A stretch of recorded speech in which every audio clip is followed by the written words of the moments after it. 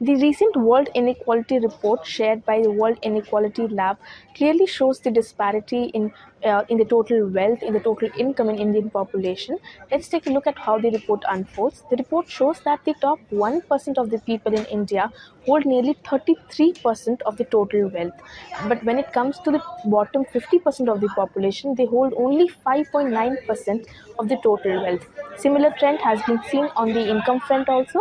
If you look at the income front, the top 1% of the people hold nearly 22% of the national income, while the bottom 50% people hold only 13%, 13% of the total income.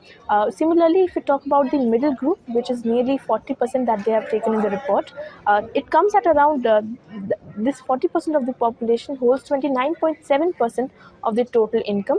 And like previously we talked on the total wealth part, on that part this middle 40% of the group holds only 29.5% of the total wealth.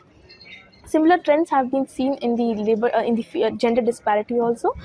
In fact, India is one of the lowest. It has one of the lowest uh, female labor income share when compared to the other countries. For example, in India, the female labor share towards income is only 18%, while in other countries in Asia, the average is 21%, excluding China.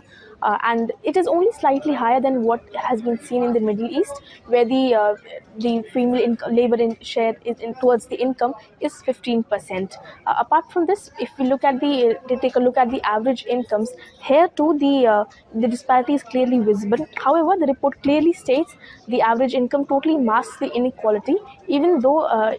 Even after that, the disparity is quite visible. For example, the average national income is of Indian population is nearly 2 lakh rupees, while on the top 10% of the people have earns nearly 20 times more than this, and their average incomes comes at around 11.66 lakh rupees.